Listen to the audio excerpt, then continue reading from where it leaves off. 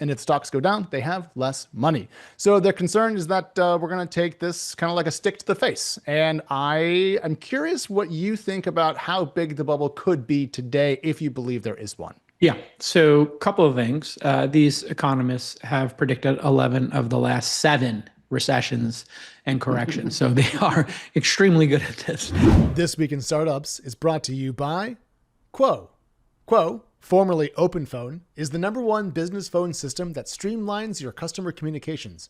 Get started free, plus get 20% off your first 6 months at quo.com/twist. Vanta. Compliance and security shouldn't be a deal breaker for startups to win new business. Vanta makes it easy for companies to get a SOC 2 report fast. Get $1,000 off for a limited time at vanta.com/twist. And LinkedIn ads. Start converting your B2B audience into high-quality leads today. Launch your first campaign and get $250 free when you spend at least $250. Go to linkedin.com/thisweekinstartups to claim your credit. It's October 20th, 2025. We got a full docket, and let's get to work. There's a lot of debate about the AI bubble. Alex Wilhelm is here again. Alex, your thoughts on this big debate? I saw that a lot of people are chiming in. A lot of people are chiming in. Yeah, enough people have been chiming in, Jason, that I think the narrative inside both the worlds of finance and tech is this is a bubble. The question is just how much, when it will pop, and what the damage will be. You shared a New York Times op-ed with us that was titled, "Warning, Our Stock Market is Looking Like a Bubble," written by Jared Bernstein and Ryan Cummings, two economists, and they're both former members of the Council of Economic Advisors under the Biden administration. So they're in the game, if you will. Their argument's pretty simple. They think that AI investment plans are too lofty. They found OpenAI's $1 trillion spend coming to be a little bit incredible compared to its revenue. They also said that stocks today are too expensive, looking at historical price earnings ratios. And they say that a lot of those gains are AI predicated. So essentially the AI companies are doing very, very well, creating risks. And that if this bubble does pop, yes, many of the companies that are making investments are well capitalized. But if the market falls, Jason, there's a thing called the wealth effect. And as you and I know, wealthy people own a lot of stocks. And if stocks go down, they have less money. So their concern is that we're going to take this kind of like a stick to the face. And I am curious what you think about how big the bubble could be today if you believe there is one. Yeah. So, a couple of things. These economists have predicted 11 of the last seven recessions and corrections. So, they are extremely good at this. You can't go wrong saying a correction is coming because, there will be a correction. There always a correction every 10 years. So, just thinking from first principles here, if you look at the current revenue footprint of AI companies, and you got to think we're closing in on 100 billion in revenue. If you have OpenAI with 10, 13, whatever it is, and if we would look at the total addressable market, which we started our TAM project here, it's probably linked in the show notes. We're pretty clear there's going to be in the short to midterm, short term 1-2 years, midterm 2 to 5 years, long term you're 5 years out. But in that short to midterm, we will see $1 trillion, $2 trillion show up in revenue. That's my belief. It will come $50 billion a year consistently for 5 years, 6 years, 7 years, and we'll get right to that 1 trillion. Might take 7, might take 5, could take 10, but there's $1 trillion in TAM. I think we would all agree. Yeah, Alex? Out there, I very much agree. Absolutely. Okay. If not more over time. And keep in mind, we're talking about this often through the lens of how much do people spend today on software for their staffers and thinking about that as kind of a proxy for the total available market. I think also we should consider the amount of labor, just the cost of humans, because that's what we're going to try to replace quite often with automation. And so when we think about the TAM, Jason, yes, it is the entire software industry on one hand, but it's also, I think, the labor market on the other. And added together, that's most of the economy. Right. So we're building this bottom up and top down TAM, and we'll keep sharing that every week.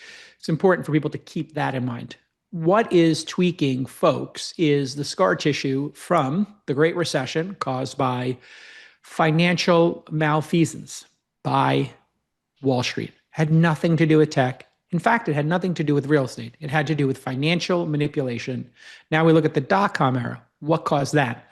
Was it actually the tech companies? It was not.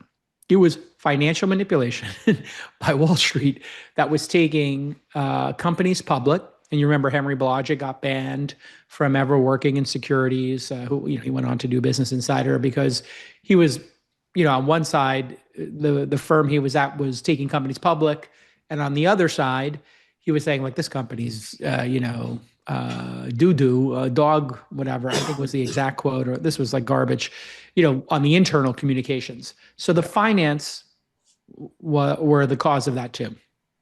So I look to this third bubble bursting and I say to myself, well, what could and by the way, when we had the mini correction with Silicon Valley Bank and First Republic Bank, what was it, Alex? What caused that? It was a decision by the Silicon Valley Bank company to shake up its balance sheet to deal with losses that were derived from changing interest rate prices and therefore a repricing of debt that led to a confidence crisis that led to a run on the bank that was then bailed out. So you describe this as the people who caused it were in banking. Correct. Oh, finance. Oh, I see your point. It was a finance-driven correction. It was not predicated on tech companies. Yes. Okay, now I see what you're asking. Yeah, it had nothing to do with the tech companies who had, loans from Silicon Valley Bank or their deposits at Silicon Valley. So I just went through the three of our lifetime, the three major ones. Now, I also was, 17 years old when we had Black Friday, but I'll leave that one out. We'll just talk about the three in modern history. So 3 for 3 were vibrant markets, but where the finance people started to get frisky. So this is where the two economists, who I assume have never really done anything in the real world, almost universally, these economists are giving advice, but they've never been on the field. In other words, it's like Stephen A. Smith talking about basketball, when he's played like 3 games in his career and had like 1 point average per game. Like they're just talking heads. They do the best they can. They analyze stuff. Yeah, sure. They have some deep knowledge of markets, but they're not the ones building the companies. As somebody who's in finance and company building, I can tell you this always has the same pattern. People get excited. People are building stuff that's obviously going to change the world and provide massive value to the human species. Then bankers go, great, how can we help accelerate this? And then they start the acceleration process because they get paid. How, Alex? How do bankers and finance people get paid typically? Fees on deals. And you know what? Why not do some more deals and get yourself some more fees? Correct. So one of the great things about our system here in America is we have entrepreneurs, we have capital allocators, and then we have these finance people. They always come in at the last minute and they F everything up. They take it too far, and it's literally like Wolf of Wall Street. So the question is... Can I ask you about that, Jason? Yeah. Well, here we are. People coming in. Yeah. So in this fourth, the real question becomes, in this fourth, boom cycle here that we're talking about, are we seeing them run amok or not? But you have a question. Go ahead. Yeah. Well, your point about financiers coming in, I was just thinking about the 2021 kind of ZERP era venture capital boom that we all lived through and kind of the deflation that came afterwards. Do you think that Tiger's arrival later in that cycle with an enormous checkbook and making a lot of quick deals is an example of the finance world kind of coming in at the last minute and causing more problems? Or is Tiger, deeply integrated enough into the tech ecosystem that their massive increase in investment was not an example of that? So an easy way to do this is, are they doing it to make quick money? If they're doing it to make quick money, I would put them in that finance genre as opposed to capital allocators. So when you have Masayoshi-san come in, or you have, Japan came into Hollywood during a period of time. When people come in with big chip stacks, that's a sign of a top when they start doing this. And when finance people just do these kind of deals, and on the margins, we are starting to see people come in and say, hey, maybe we should, SPAC this. Maybe we should do these round tripping things. Maybe we should do speculative things. And when you get to that rampant speculation by the finance peoples, that's where I start to pay attention and say, okay, yeah, we're top ticking here. Founders are constantly asking me, oh, hey, where can I find my first customers? I need a customer. I'm talking about business to business advertising and marketing your product to other businesses. And to do that, the greatest place in the world, hands down, is LinkedIn ads. LinkedIn's advertising tools aren't just going to throw your message around to anybody clicking on random ads. No, these are not randos. You can pick decision makers based on the data that you know inside of LinkedIn works, the job title, the industry, how about the size of the company? Or maybe you're working on startups and you just want people in New York City and Miami because that's where your first 2 sales offices are. There's over 1 billion people on LinkedIn, and that includes 130 million decision makers and 10 million C-level executives. These are the big fish, right? These are the whales. Business to business marketers report 2.5 times higher returns on their ad spend on LinkedIn versus the other social platforms. Makes sense, right? So to start converting your B2B audience into high quality leads and customers, we're going to give you a $100 credit towards your next campaign. That's how confident LinkedIn is that you're going to get value. They'll just give you the $100 to prove it to you.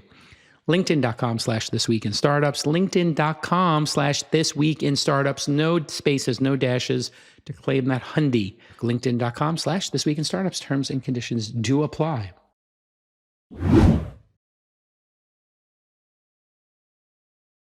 If you look at Sam Altman's strategy in the last 3 to 6 months, it's raise money from everyone for everything.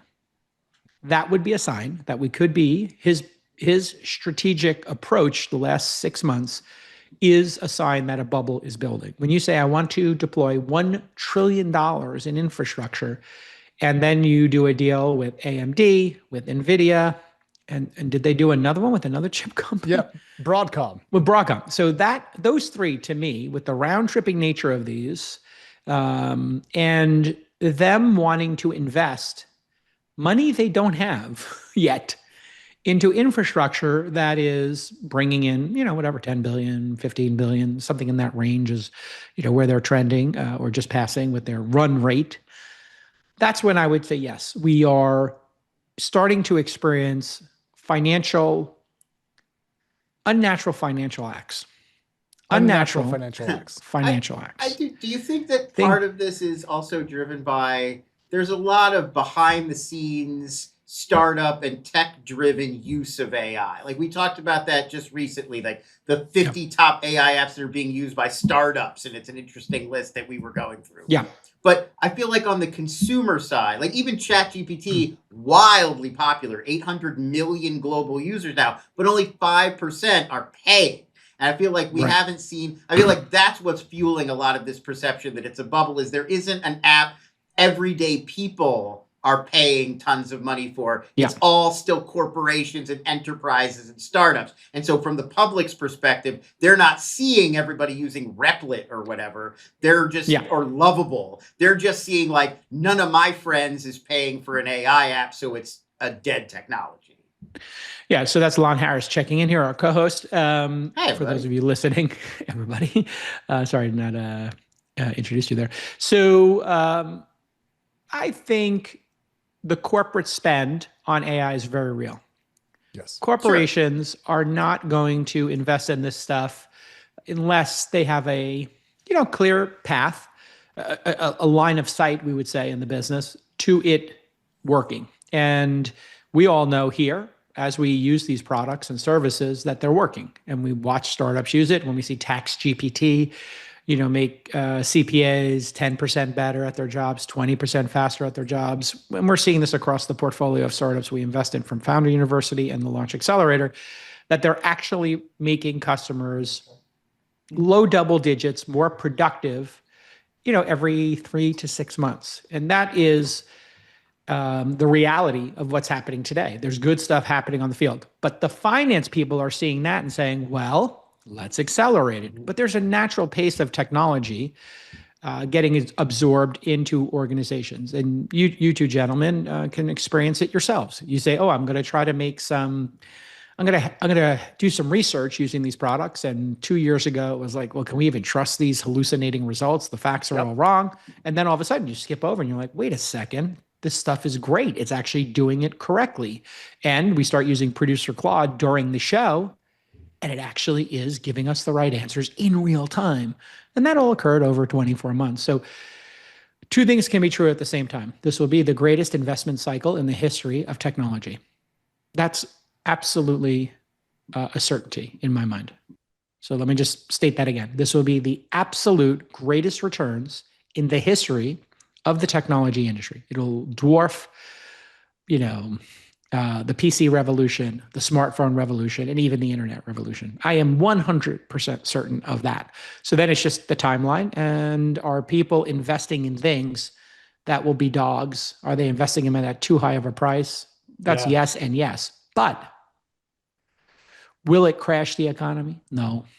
Will the people who are losing money become destitute? Nope. It's not that amount of money. The worst case scenario is that it takes 3 or 4 more years than the aggressive estimates of this technology landing.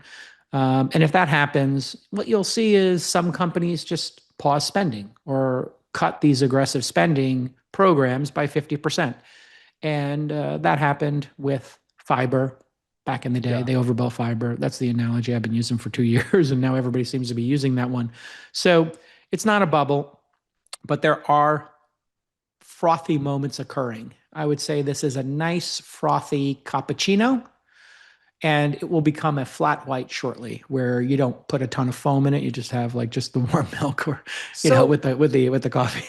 What's that trigger point? Because one thing that we often see is a moment in which the market gets shaken a little bit. And if you go back to early 2025, Jason, we had the DeepSeek R1 moment when the Chinese company DeepSeek claimed that they had trained a very good model for a very low price.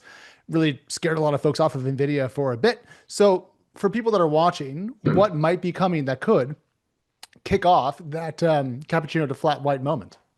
Yeah, so what would deflate all this foam is pretty straightforward. One of these data center projects will go belly up, or one of these data center projects will have their valuation just get walloped. So there are, there's a CoreWeave, right? And so let's say CoreWeave has a lot of debt, and they're buying a lot of capacity, and they're building a bunch of projects. There might come a point where they say, you know what? We have to pay back, and we've got loans and we've got payments to make. Yeah, we're going to pause those 2 places where we broke ground. And even though we are, I don't know, $2 billion into building out these new data centers, we're going to pause them and we're going to sell them to Zuckerberg or Google. We're going to pack it in, and we're going to slow down. Then people look at the stock and go, well, wait a second. We were basing it on, the price earnings ratio. What's the price earnings ratio of CoreWeave at this point? What's their debt? You start looking at those aggressive neo clouds and hyperscalers. Yeah, you just might have a come to Jesus moment where, Jason, the price earnings ratio is NA because it doesn't make money.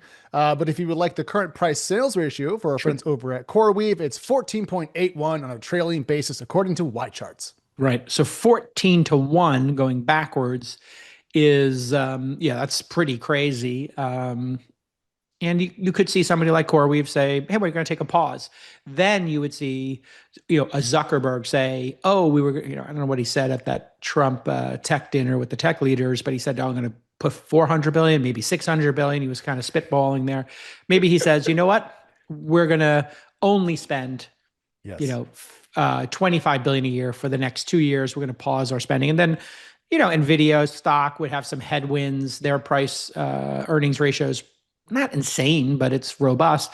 And maybe then Azure says, and Microsoft, as the story broke the past week, that maybe Microsoft's like, we don't want to build all this infrastructure for ChatGPT. They should go do it on themselves because we don't want to overbuild. So that's really what's at the core of this, is the build out of the data centers. Yeah. And then we talked about on All In this past week, and you saw Chamath tweeting about it, that there's not enough energy to build some of these data centers. So you had like 2 or 3 data centers say, hey, we're going to take a pause because the people in these cities are concerned that their electricity bills are going up, and that'll be bad for our reputations if we cause consumer pain and suffering.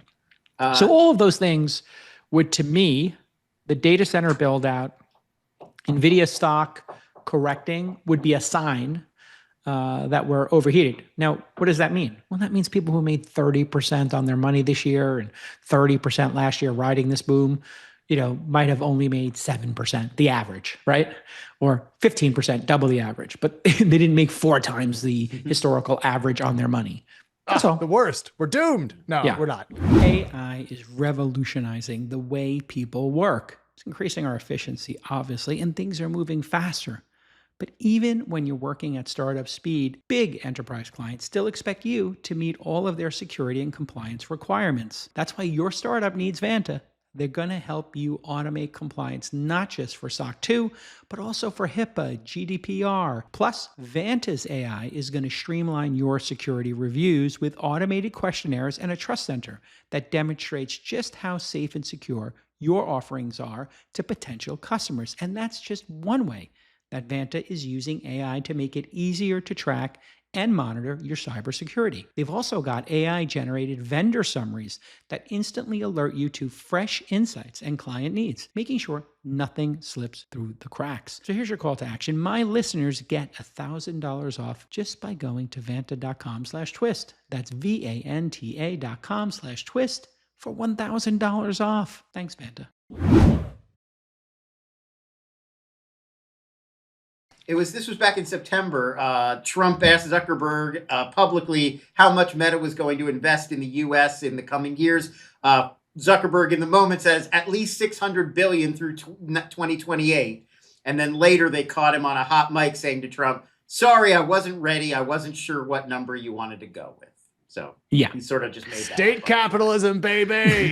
Well, I mean, listen, it's I think people are trying to curry favor with the administration by saying they're investing in America, which is this administration's, major marketing effort. Their major way to say we should take out regulations is there's a lot of investment going on here. To a certain extent, they're succeeding. Even if people are exaggerating the numbers by a multiple of 2x or 3x, it's still going to be a huge spend. And that's a good thing for America. So anyway, I would say we're frothy, and those round tripping deals, and specifically the behavior of ChatGPT, should make economists, sound an alarm. But I don't think this is like 5-alarm fire. This is like, hey, it's dry season here. Maybe there's some tinder on the ground. We should rake some stuff up and maybe fill the reservoirs with water. But I'm not calling like a DEFCON 4 or whatever, DEFCON 5 right now. It's just a little bubbly. And if we lose money, the people who are going to lose the money are the people who can afford to lose the money. The end. All right. Yep. Next up on the docket, AWS went down, and it's still going down, Jason. A really big problem in the US East 1 region of the cloud giant. This brought down companies including Coinbase and Robinhood, Snap, banks in the UK, and also Signal. Quite a mess to wake up to on a Monday morning. However, things have gotten a little bit better, so it's not a snow day here in tech. I wanted to bring this up because I'm super curious what you think founders should do in moments like these. If you lose access to your cloud compute, what should you do? And also, do you recommend that founders today pursue a multi-cloud strategy to help possibly mitigate some of the risks that being on just AWS might bring? Yeah, so this happens to every provider every couple of years, which means we experience these type of outages, I would say on average every 6 months right now. Usually they're corrected so quickly that they fade from memory. This one seems to have hit a decent swath of important services. When your finances are on Robinhood, Coinbase, and Venmo, and all 3 services don't work, that's a reminder, maybe I should have multiple bank accounts with multiple ways to get to money. So this morning, Venmo didn't work for me. I was sending a birthday present to a family member, and I was like, wait a second. And then I was like, oh, this must be part of the AWS thing. All of this should, yes, you're correct. Founders should have their systems able to roll over to clouds. That still is a bit complicated, but it's not impossible to do. And this is why sometimes people will, in fact, have their cloud spend across multiple instances and then use essentially a smart router to send half the traffic to AWS and a quarter of it to Azure. But this is infrastructure cost, and it slows down your production to build this kind of resiliency into your systems. But yeah, it's a good warning for everybody, and also a warning for people to understand that projects that seem like they're decentralized typically have a single point of failure. So as much as people want to believe that things are decentralized, and in fact, the internet is built to be decentralized. That's why we were all still using the internet, and Zoom still worked. And if Zoom doesn't work, you can go over to, Google Meetup or whatever they call Google's product, or Slack, Huddles, Google Meet. Yeah, you can just move around the internet, but if your service is tied to one cloud, that's no bueno. Just a good reminder for people. I would say early stage startups shouldn't waste the time and money on this. They should have backups, but it is a lot to be multi-cloud. You need to have a team doing that. I wonder if any of these services did fail over successfully from AWS to their Azure or Google Cloud or Oracle instances. And there are websites that track uptime. Yeah. And here's the thing. This could show up in Amazon's earnings. So we'll see. Make a note of that, Alex, when we cover Amazon's next earnings. They sometimes will have to give a credit to all those people for downtime. They get a penalty, basically, built into their contract. So I wonder if we'll see Amazon stock get hit today, or this week, that people think, oh, they're going to lose 1% of their cloud revenue for the quarter, or 2% or something. Yeah, Amazon shares are up 1.3% today, which I think just goes to show how large of a company it is, that they can have this public of a fiasco in one of their most profitable entities, and everyone goes, well, the market's up. I do want to point out that producer Claude, our dear friend from Anthropic, did a really good job explaining the reasons why US East 1 matters, Jason, because why does one AWS region going down impact so much of the internet? Well, as it turns out, there's a lot of concentration there because a lot of other AWS services are routed through US East 1. And so if it breaks, many other AWS regions can have problems. So even though it seems like AWS is very distributed because it has different regions around the world, it's not as decentralized as you might think. And so the question then becomes, why hasn't Amazon managed to fully detangle its regions from one another to prevent one area having a problem impacting the rest of the world? But doesn't seem to be the case. And this has happened in 17, 20, and 21 as well, according to producer Claude. So something to keep in mind for people building. So it happens really, if you were to average that out, if there's been 4 of these in what looks like an 8-year period, maybe my once every 6 months. I was basing my once every 6 months across all clouds. So it seems like they're having, a major network outage every 2 years at Amazon.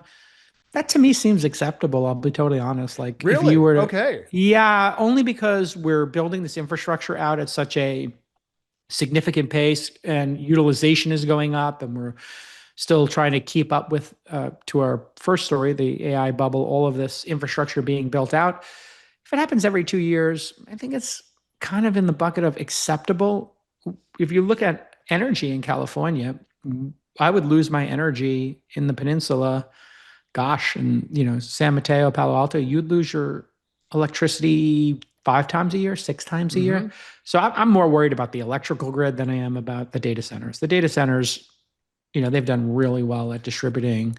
And when something like this happens, it's typically some router, a human makes a stupid setting, they have to roll it back. But because AWS is so big, that's funny. So here's your meme. There's a famous image of a series of blocks that are stacked up in a very precarious fashion and held up by one single block. And often this is with an arrow pointing at it, Jason, saying, random open source repo that's maintained by one person in Sweden. In this case, the whole internet is being held up by the block entitled US East 1. And without that block, everything came tumbling down. Is what it is. It's not a big deal. It's a good reminder for people that they can go do other things in life. Yeah. And if you want to use Claude like we do, of course, you can go to claude.ai/twist, and there's a discount there for you. We use Claude. I think it's 50% off or 3 months. What is it?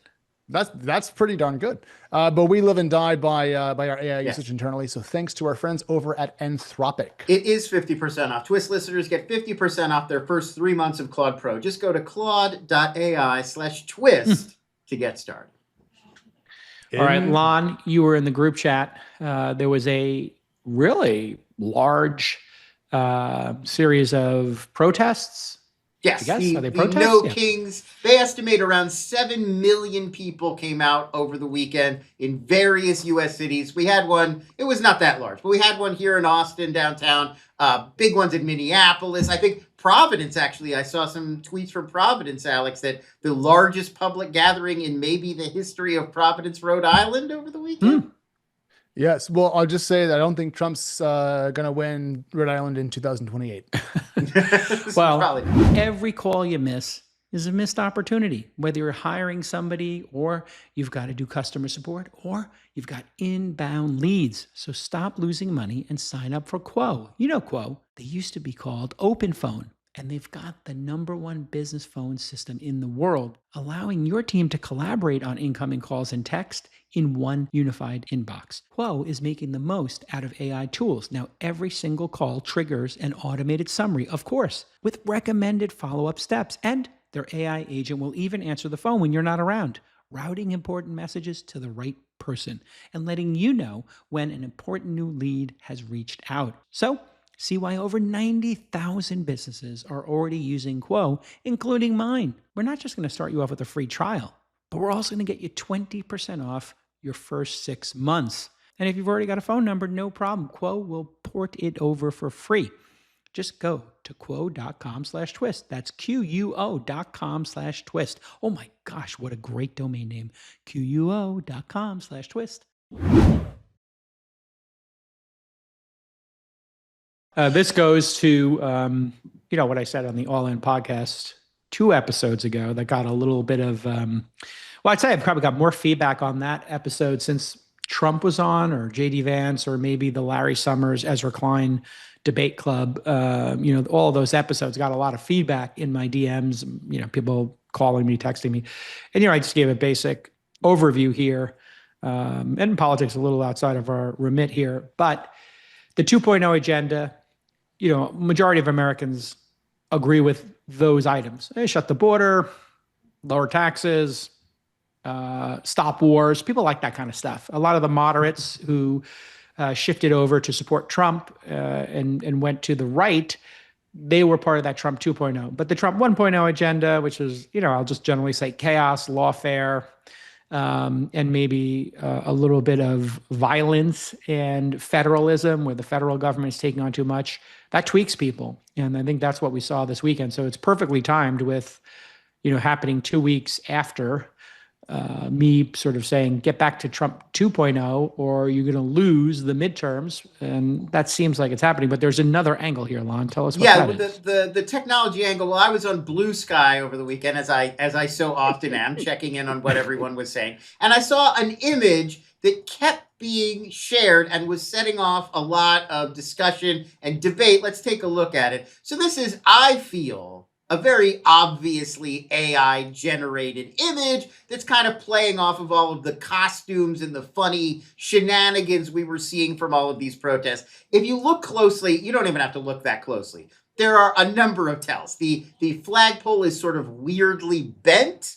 If you look at the flag, the bottom of the flag does not actually line up with the pole. That unicorn is sort of standing in an odd position that no human would stand. The frog has 3 eyes. Not all of the signs in the background make sense or are legible. Even that big peace and joy banner precariously swinging between 2 buildings. There's no strings or anything holding it to either of those buildings. So to me, at a glance... Lon, is this a Gemini logo right here in the corner that people might have, noticed? Oh my God, it is. That is a VO Gemini. Obviously, this was an AI-generated image, and yet it was being shared very widely on Blue Sky by a lot of people who did not seem to notice that it was AI. In fact, Kara Swisher, friend of the pod, she shared Karen this on Swisher, Blue Sky, former friend of Jake House, without any indication that this was an AI-generated image. And in fact, I shared some of these in our group chat. Some of these people were reacting like, well, apparently that image is AI generated, so I took it down. And it's like, to me, this is really worrisome. Like, if you can't look at this image and immediately figure out this is animated, we are cooked. I really feel like that's we're a one-shotted very bad by sign. AI. We're one-shotted. Yeah, that people are just no longer they're no longer being discriminating. It really made me think, you know what Sora's doing, where anytime you output a Sora video, it has that watermark. And here there is a Gemini watermark, but it's not doing any good. I feel like these companies need to be more serious about making sure that any output that you create, the word Gemini should be on it. It should say Gemini, and it should have it in the same. Yes, because Sora is. It says Sora and has the logo, I believe. Right. And now I have seen there is another app that people are already installing on their phone that will remove the Sora logo. Yes, so there's always going to be workarounds. I mean, that's just the nature of the internet. There's always a game of whack-a-mole. But 95% of people using these apps would just leave the watermark in place, and it would go a long way towards helping the Seth Abramsons and Kara Swishers of the world who want to share every image that appeals to them that comes across their feed to be like, hang on a minute, this is fake. Just make sure you know before you post it that it is in fact fake. People are so not smart at times. So I saw this image on X, and it immediately tripped all the hairs in the back of my neck because it appeared overly centrally focused, as if the entire shot was staged, which AI loves to do because it's making something for you, not showing you reality. And then I zoomed in on one of the signs and went, yep, AI, and moved on. Lon, that's why I was so surprised to see it today in our chats, because apparently everyone else got it wrong. So Jason, in a world in which open source AI models from China are able to do nearly everything that the Geminis and the Soras can do, will adding those watermarks actually help the problem here, or is there not really a solution in a world where open source AI is free range and powerful? You know, there's a Michael Crichton novel, I believe it was Disclosure, which was made into a major motion picture. And the premise of it was, even back then, and producer Claude will tell us what year that book came out and give us a little summary of it, specifically around videos. And the premise of this excellent book, and Michael Crichton was just such a great author because he would make these real page turners based upon some new technology and how they might, in a procedural, thriller, a procedural slash thriller. He worked in both those genres. He nailed it because they were like, oh my God, this video is, I don't want to spoil it for people, but I think it's been out long enough that I can, Lon. I don't know what the rules are. I think I can spoil it. So basically, it actually also predates the Me Too movement, because the premise is Demi Moore is harassing Michael Douglas, and they have video of people coming in and out of people's offices, and it's been manipulated. And it was the entire premise of the film was that you could see a video and it was not true. Now, this is 1994. That's 30 years ago, 31 years ago. He saw this coming. That video could be edited and it could change reality, and people could go to jail, lose their jobs based on it. And the obvious place this is going is, you could start riots based on these videos. If somebody were to release a video of Rodney King or a Rodney King-esque video, that video came out, Los Angeles burned. And so we need to be really thoughtful about this. Probably where we're going to get to is nobody will trust social media. Yes. And nor should they ever have. And so that's where this will come from. Social media, citizen journalism by organizations that don't have insurance and more than 100 or 200 employees and something to lose, they're going to become more valuable.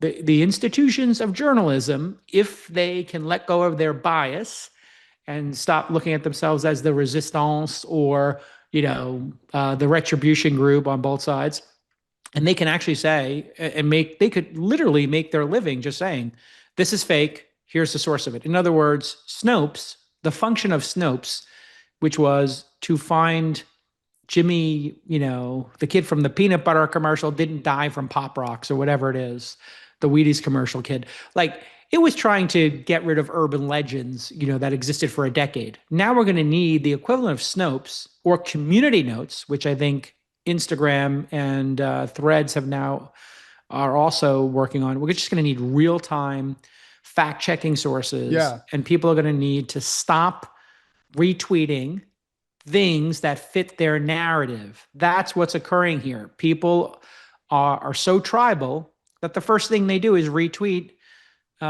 things that fit their narrative. And so I've stopped retweeting this stuff, or you'll see in a lot of my recent tweets the last year, I'll say, if this is true, I've seen that. if this is true, here's my opinion. And I literally did it for those robots. Remember I showed the robots of the port? There was a Chinese port video of like robots going around. I said, if this isn't AI and this is in fact China, we should really get on this. And then somebody immediately said, oh yeah, that's a port in the United States. And I was like, that was the port of LA. I don't think it was. I don't know. I don't know. Well, which is welcome why to hell, everybody. This is where we are. I still don't know. And this is the slop issue. This is the same thing that happened to me when we were having debates about the southern border. And they were like, people are streaming across the southern border. And then people were sharing videos of people coming across the border. And it was like, well, wait, that was a border crossing under Clinton or under Obama. Yeah. And I saw people correcting and saying, no, here, Community Notes was pointing. That's from this story. So people were just finding videos. And the problem is there are incentives like getting followers and getting revenue share on social media, getting followers and then putting ads on. And it's not just X, it's all the platforms. They would reward you for publishing this stuff. It doesn't matter if it's correct or not. It just matters if it trends. So this is a really difficult spot we're in. Now, it turns out a friend of mine, Elon Musk, went to the border. And I was texting with him. And he's like, it's true. People are streaming across the border. It's nuts. And I was like, and he showed me pictures before he publicly tweeted them. And I was like, yep, people are streaming across the border. And that was before the border crossing data had come out. And we were looking at it and like, this doesn't make any sense. Like, look, it's been the same across multiple presidencies, multiple parties. And then it's the same for Biden. Then all of a sudden it spiked up. And I was like, I don't know if this is true or not. And I gave this disclaimer. Turned out in that case, it was true. People were streaming across the border. There are some good projects that are happening, Jason, to help establish ground truth. One of them is, are you familiar with usafacts.org? I have seen that. Is it partisan in some way or not? No, it's not partisan. Indeed, it's run by, it's founded by Steve Ballmer, the former Microsoft CEO and multi-cajillionaire. Also, it's a great place to go to learn stuff, because if you click on government spending, we talk about that on the show quite a lot. Yes. They put together this awesome chart, and they really do a lot of just really fantastic information on what's going on. So here's immigration channels into the U.S., authorized and not. And I do think that this type of thing is going to become incredibly important. The problem is this is entirely predicated on government data. So it still has to lean on some other authority to have it standing. So as long as government stats remain uncooked, then we're good. We'll still have some ground truth. But when it comes to, no offense to boomers, but boomers and AI slop, I think the ship has sailed. So maybe we're just going to have a post-truth senior voting block lawn, and for everyone else, we'll just have to look at the charts. Yeah, I mean, I think it's sort of done. I feel like, to me, there isn't the will. Like, people don't care if the thing they're posting is true or not. They just want to post it. They want to be right. They want to win the argument. They want to share this thing that they're ideologically aligned with. I think we've reached a moment in our culture where the idea of being fact-based is sort of over, and people are like, I just want my side to sound good. I don't care about whether it's real or not. Pull up this producer Claude of Disclosure. I just want to read the synopsis here. Sure. Disclosure, published in 1994, is a techno thriller set at a fictional computer hardware manufacturing company in Seattle. The protagonist, Tom Sanders, is the head of advanced products manufacturing at Digicom. He expects to be promoted to run the advanced products division after the company's merger, but the position instead goes to his ex-girlfriend, Meredith Johnson, who has recently relocated from the company's headquarters in California. When Meredith calls Tom into her office to ostensibly to discuss CD-ROM drives, discuss a CD-ROM drive, she makes an aggressive sexual advance towards him. When Tom spurns her advances, Meredith angrily vows to make him pay. The plot then concerns Tom's struggle to prove that he was actually sexually harassed by his female employer, and she falsely accuses him of harassment. Instead, the novel incorporates elements of computer industry sabotage, corporate mergers, stock options, and technology to help Tom clear his reputation and save his career. The book explores themes of power dynamics, workplace abuse, in a high technology corporate setting. It was based on a true story of a male employee being sexually harassed by a female executive, with Crichton reportedly basing it on a 1988 case. I don't know if you Isn't guys that remember wild? this, but it was also about VR. Like in the movie, especially, they really play this up that the CD-ROM they're developing is a virtual reality thing that allows you to like go into your computer and look through the files and organize things like as if you were there in like Tron. So Crichton was always Minority trying to be Report. a little ahead. Yeah. Like it was really trying to be cutting edge. But I mean, just that description is like 20 and 30 years later, all that stuff is big part of our dialogue in pop culture and in the news. There was also something going on with AI. Speaking of AI, somebody made a trader that's beating everybody. The holy grail of AI is, of course, to build an AI that can beat the market. And that was the same thing with machine learning or with quants and algorithms. So hit me with that one, because that's fascinating. Yeah, I found this. Now, it's only been running for a couple of days, Jason, but what the company N-of-One has built is a really fun game that pits a lot of the leading AI models against one another. So it gave each AI model $10,000. They can only invest in crypto perpetuals on the Hyperliquid exchange, and their objective that they were given is to, quote, maximize risk-adjusted returns. So who do we have here? GPT-5, we have Claude Sonnet 4.5, Gemini 2.5 Pro, Grok 4, DeepSeek Chat 3.1, and then Quinn 3 Max, and then there's just Bitcoin's performance. Now, we only have a couple of days of data here, Jason, but you can see that Google and OpenAI and Quinn are losing, and Grok, DeepSeek, and Sonnet 4.5 are in the black, and they're all beating Bitcoin. But the idea here, according to N-of-One, is that AlphaGo, I believe, was the model that Google trained at DeepMind to beat Go and chess. Their idea here is, do we need to create something net new to beat the markets, or can out of the box algorithms today do better than just the overall market? So I'm watching this because this is the coolest thing I've ever seen. This is so much better than Claude plays Pokemon. I'm not going to lie. Like, this is a nerd's dream. What's so great about this is there's real world stakes here, and it plays off the competition between the LLMs. And I'm assuming they're all been given the same instruction set. So this is a really interesting approach they've taken.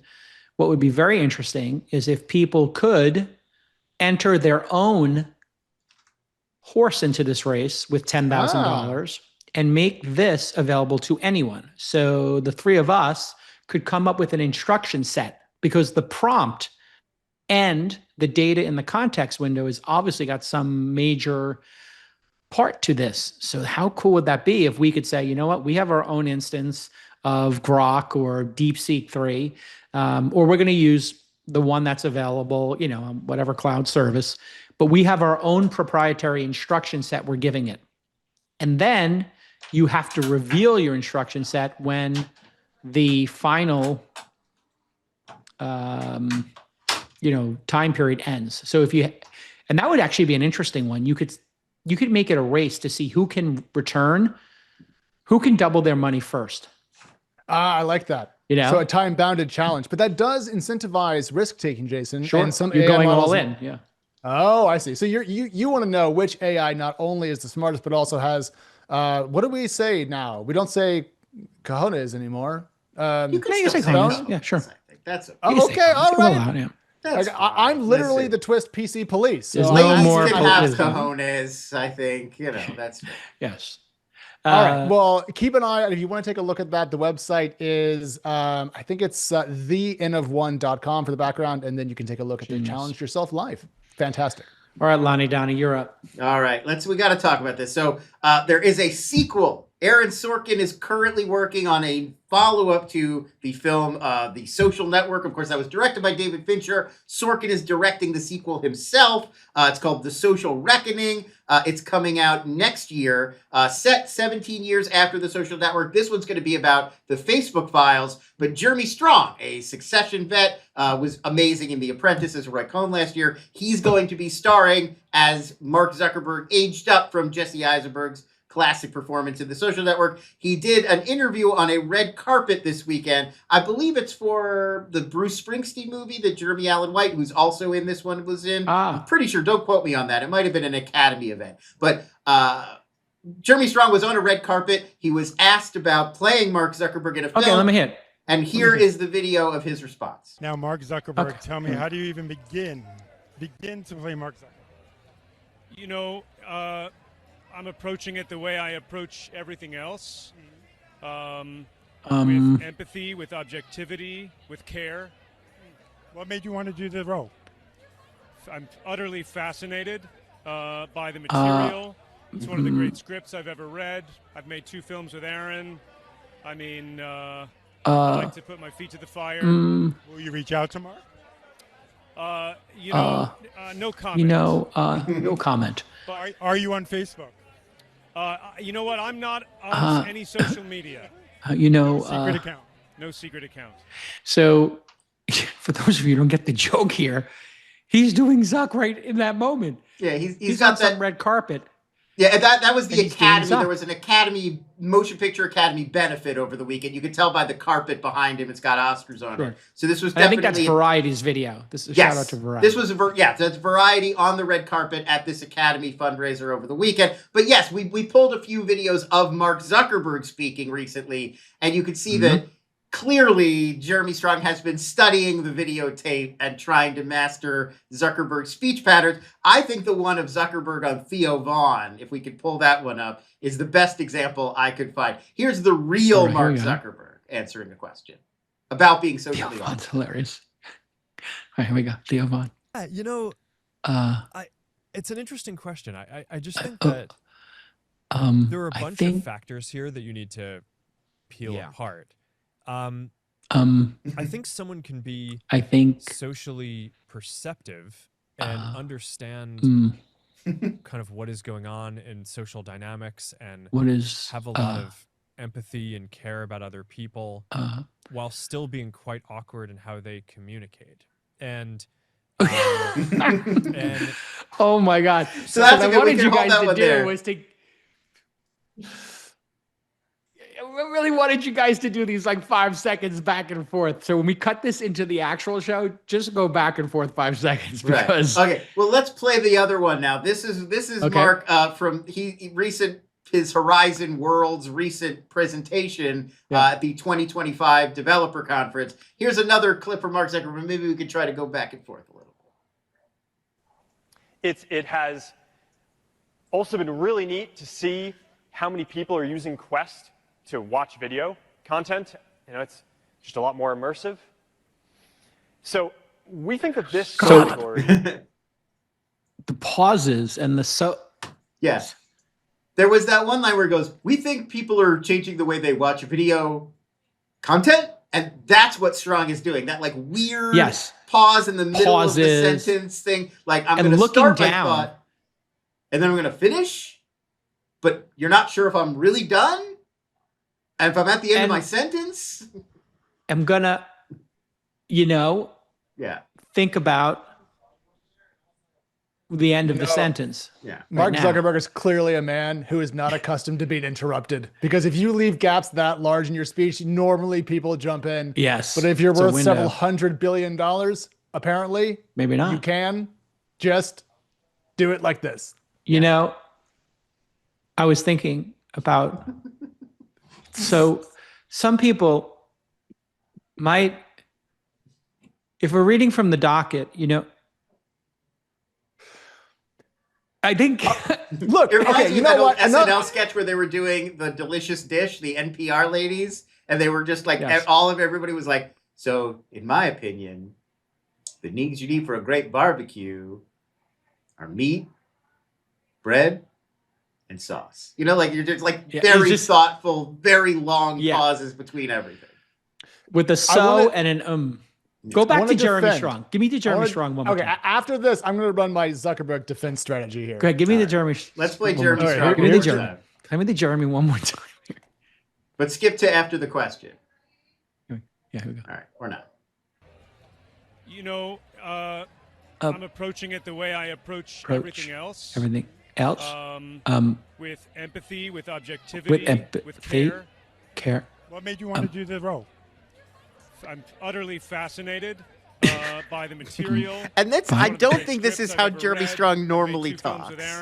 He doesn't also, do these who knew constant Jeremy pauses. Strong was He does 3 not feet talk tall? like that. He's trolling the interviewer right now. He is in full character. This is why the guy, the other 2 or 3 stars from Succession couldn't stand this guy because he wouldn't break character. Yeah. And I can imagine when you're trying to read the notes or talk about the shot or, trying to change the lighting, if the guy won't break out of Zuckerberg, Yeah, Brian Cox is going to choke this guy. Brian Cox, the other star of Succession who played the dad, he famously had an interview where he was like, Jeremy's a brilliant actor, but he's impossible to work with, and it's very frustrating I've seen Jeremy Allen White, who also is in this movie coming up, the Social Network movie. He's the guy from The Bear. He's Carmy from The Bear. He's playing Springsteen in that new one. And he said there are some actors, he talks about this on Hot Ones this week. There are some actors who, on set, they could just be gabbing with you between shots. Well, how the kids doing? What'd you do this weekend? And then as soon as the camera goes on, boom, they're in character. They're ready to go. And there are other actors that they need to warm up and they need to be in that mindset all day to make it work. And I guess it is hard for those 2 kinds of actors to work together. But Jeremy Strong is definitely one of those. He's Kendall Roy all day on set. Don't talk to him unless you want to talk to Kendall. Who is Jeremy Allen White playing in the Social Network? I got to know who he's playing. Is he playing Peter Thiel? Here's the capsule review, the summary we have. A young Facebook engineer named Francis Haugen, played by Oscar winner Mikey Madison from Anora, teams up with Wall Street Journal reporter Jeff Horowitz, Jeremy Allen White, on a risky mission to bring attention to Facebook's biggest secrets. So they're playing, Mikey Madison's the whistleblower journalist who leaks the Facebook files to a reporter. Jeremy Allen White is the reporter. And then Jeremy Strong is Zuckerberg. So they're going to have some heat level De Niro and Pacino scenes together. I'm predicting. Correct. Yeah. Well, where he's interviewing him. Clashing. Yeah. Love it. I cannot wait for this movie. I haven't watched The Social Network since I saw it. I don't know if it holds up or not. Oh, it holds up. It's really good. I think, his Sorkin's dialogue is a bit,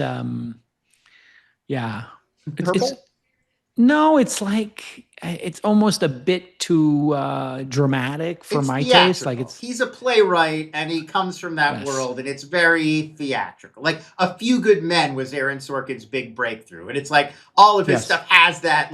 You want the truth, you can't handle the truth. The truth. I've never been in a conversation